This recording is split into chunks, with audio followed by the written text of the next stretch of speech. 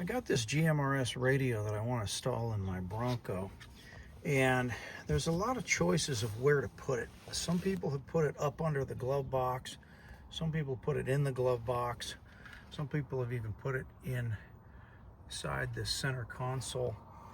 But when I was considering where to put it, I've been thinking about doing a grab handle delete, because we don't use this handle and it is in the way when we try to reach into that tray. So I was going to eliminate that handle.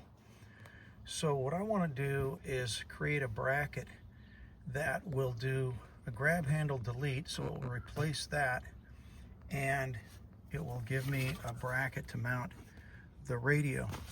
It's a little harder to do than if I left the handle there. If you leave the handle there, it'd be an easy bracket to just connect to those two screws and come down for the radio. But in this case, I'm trying to combine a grab handle delete and a bracket to hold the radio. One consideration in putting the radio here is that if the seat comes forward, I'll show you how far this seat comes forward. The seat can come this far forward, and so it would interfere if you moved it up that far. In our case, it's a two-door Bronco. We have the back seat folded down and don't use it. And this is where my wife sits, and she likes the seat back as far as it'll go all the time. So in our case, it works for putting the radio there, but it may not work for you if you have someone that prefers to have the seat go forward. The other consideration is that the bracket has to work with this little storage. You can see we added this for her glasses, and I have glasses in it on the other side too, which we like and we want to keep. So the bracket needs to work without interfering with that. This is what it looks like with the grab handle removed. So this is the bracket that the radio snaps into.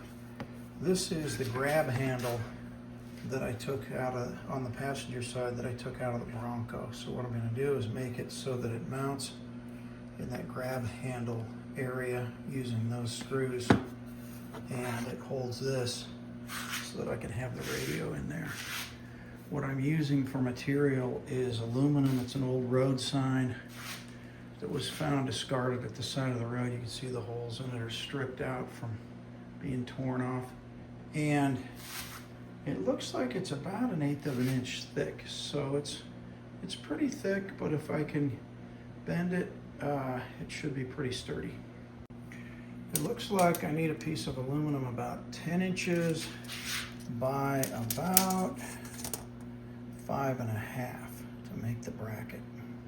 Okay, I've got the piece cut. I also measured the thickness. It's about 8/100ths, so it's more like about 1/12 of an inch thick. But that's still, I think, going to be thick enough to be sturdy. I made a paper template that fits into that shape in the Bronco, and then I overlaid it on here and sketched it out.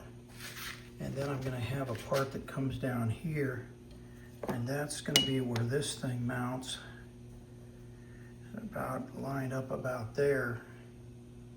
And so that's how I'm going to do it. Then I just got to cut it out. Okay, I've got it in the car, and it looks like it fits pretty well. You can see these are the holes down here where this is going to bolt on and hold it. What I have to make sure is I have a center console thing, and I'll show you where that goes, and I want to see if it fits around that, but that's not bad if I paint it up and get it to match. Let me show you where this holder goes. This is the center console holder that my wife uses for her reading glasses, so I need it to fit over that. It seems like it's going to be okay. Then I just wanted to be sure when I put this on that it's going to clear that, and it should hold it right here. And if it's painted black, I think it'll blend in, so this could work out good. The paint I'm using is satin black, and if you notice, it's all in one primer and paint. So it primes the bare metal and it paints it supposedly in one step. Okay, I've got it painted black. I'll let it dry, then try to assemble it and put it in the car. This is the part with the bracket installed. So I'm going to put it on there and see how it looks. This is what it looks like with the bracket installed in the Bronco. Now I'm going to try it with both the radio on there and the center console storage unit. This is what it looks like with all of the wires attached. So you can see I've got the antenna and power wire, and then this is the one to the handheld microphone. The power wire just comes up here, and if you see, it actually can plug in right there in the cigarette lighter power that's in the center console. And you can see they also give you a little place here for the wire to come down. So that's what we plan to do, and then when we're not using the radio, we're just going to take it out of that bracket and stow it away. To run the antenna wire, you remove this little rubber plug from that hole that's right there.